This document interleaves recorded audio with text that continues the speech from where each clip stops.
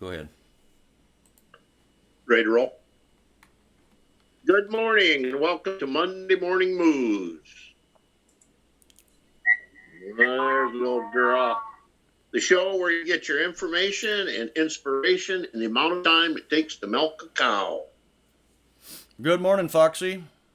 Well, good morning, consultant. I'll get the things rolling today. I got a little trivia for you here.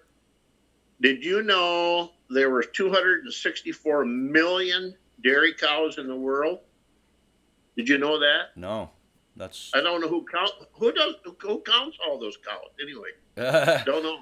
yeah, I don't know, but that's a lot. That's an unbelievable number. I mean, I know Yeah. there's around 9-10 million in the U.S. And Canada, so that means there's a lot more around the world. Um, our guest for today, he might have some insight on that. We, we're bringing in Dr. Jeffery Bewley from Holstein Association USA, and I don't know how he thinks about it, but I know you and I see all those 264 million cows as customers. So, Potential or, customers. or potential customers, Because if prospects. they were actually customers, we couldn't keep up. Oh yeah, we'd be doing a different kind of show like Shark Tank or something. Yeah, yeah. So, um, been getting a little listener feedback. People are really liking the information that we're bringing on the show and the guests.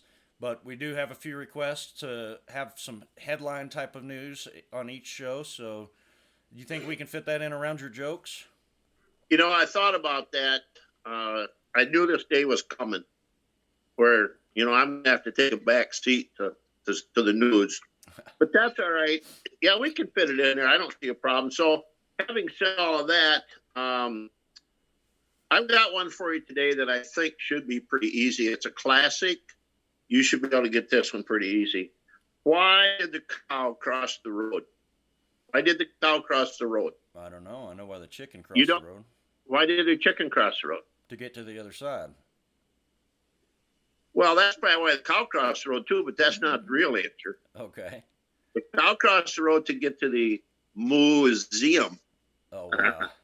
Yeah, you Oh bet. geez. Warming us up for this Monday morning. All right. There you go. Well, why don't we read the moos from our friends Yeah, over at progressivedairy.com? good bunch of people. Yes, sir. Despite a highly disrupted trade environment, June capped a 6 month period that saw U.S. dairy exports post double digit growth. On the other That's hand, good. exports of hay dipped to a 5 month low, and exports of replacement heifers fell to the lowest level in more than 4 years. So that might be a good sign for milk prices. Yep. Apparently, there's been an update in this decade long saga of this lawsuit with Dairy America over the milk powder. And they've got a great article in that over at Progressive Dairy. You can read all about it. So just go to progressivedairy.com and read that article. But all in all, the headline news for this week is we're starting to see some better milk prices, and that's based on the export market really starting to strengthen. So it's always good to give the news when there's good news to give. Well, I always thought no news was good news, but not in this case. That's good to hear. And by the same token, our next speaker is going to bring us some good news also.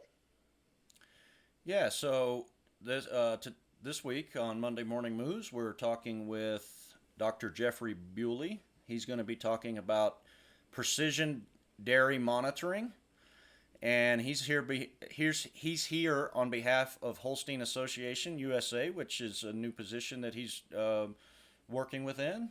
So why don't we go ahead and welcome Dr. Bewley to the show, and we'll talk to him about that. Welcome, Thanks for Dr. having me. Bewley. Thank you. It's good to have you on. So you are known to be the expert, I guess, globally on wearable cow technologies, on using cutting edge technologies to monitor the cattle. Can you talk a little bit more about what you've been working on and what's going on in that area? Sure. So when we talk about precision dairy monitoring, what we're talking about is monitoring individual animals with technologies. we may be monitoring something behavioral, physiological within the milk, or with the conformation of the animal.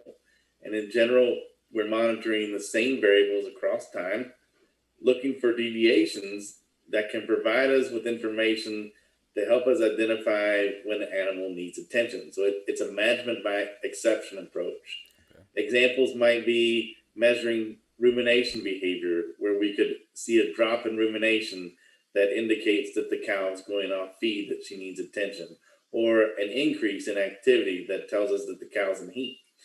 So these are the kinds of things that we're measuring. These technologies provide us with the opportunity to constantly monitor the animal and really get back to the idea of monitoring the individual animal in a way, kind of like what we did on small farms years ago. We're monitoring individual cows with technologies. Well, I agree with you there. I think back over all the years of the smaller dairies, every cow in the barn had a name. You knew their likes and their dislikes and their little quirks. But today you may not have a name for each individual cow, but through current technology, we now know in much more detail that each individual's cow's daily traits and what their activities are. So my question for you, Dr. Bewley, is what do you see as a continuing advancements in data collection and overall monitoring of each individual cow? And then coupled with that, we had talked about detecting heat stress, but then another idea came into my mind. If you're milking, let's say, a big dairy, say you're milking 3, 4, 5,000 cows, and you've got this technology on your farm and it's current, and you're getting all this data coming into you every day, 24 hours a day, you almost have somebody sitting at that screen watching it all the time, aren't you? Well, ideally, that's not what happens. We have these technologies, and the software, the algorithms that the software has should help to refine that information so that we don't have to do that. Ah, Because information overload becomes a real problem very quickly with this information. And if I have 5,000 cows, I don't want to go look at what's rumination behavior for each of the 5,000 cows every day. That's very time consuming. What I want to know is, of those 5,000 cows, which 5 of them maybe have had a drop in rumination that's ah, worthy of me seeing. So the software should refine that to tell us that, or I get it. which 20 of those cows have had an increase in activity high enough to indicate that they need to be bred. So yeah, that is a real concern. Certainly, information overload, and there are differences among the technologies in how well they refine that information. Ultimately, I think that's an important point. Is that the the gadget and what it measures, that's kind of exciting to think about, but how we use the information, that's really the important thing, because we have to take that information and turn it into a meaningful decision at the farm level, and not only a meaningful decision but also one that is an economical decision. So we have to be able to justify the investment in the technologies. That being said, I do think that somewhere in the future, as we get more and more sources of data, we will have CIOs on larger dairy operations, or maybe on smaller operations. It's somebody that the CIO role is part of their job. And what I mean by CIO is the Chief Information Officer. There will be people where most of their job, if not all of their job, is just working with all the different types of data that's available at the dairy farm level. Wow, that's amazing. It's 2020. If we could jump ahead 30, 40, 50 years, I wonder what a cow would even look like. So anyway, I got another question for you. Just like any other business tool you use to keep your business profitable and moving in a positive direction, what would be your advice, Dr. Bewley, to any dairy farmer, big or small, to do to benefit from this technology? How can they get their hands around this stuff to make their business a better business? Ask a lot of questions. There are a lot of technologies out there, and there will continue to be more and more technologies coming aboard. I think it's important to think about things at the cow level, at the practical level, and from an economic perspective, and to recognize that when you first see a new technology come out, it may promise the world, but you have to ask enough questions to make sure that it actually delivers what it's supposed to deliver, and that it works practically speaking on the farm level. So I see. So do your research. Do your research. You're saying. Yeah, do a lot of question asking and talk to dairy producers that use the technology. Yep. Look at the data to make sure that it really provides useful information. You know, I see technologies, for example, that they may say we catch 100% of cows that have milk fever, and sure, they provide alerts to provide all the information for the cows that have milk fever, but it also provides a lot of alerts for animals that don't have milk fever. And that's a waste of time if I'm going and looking at cows that don't have that problem.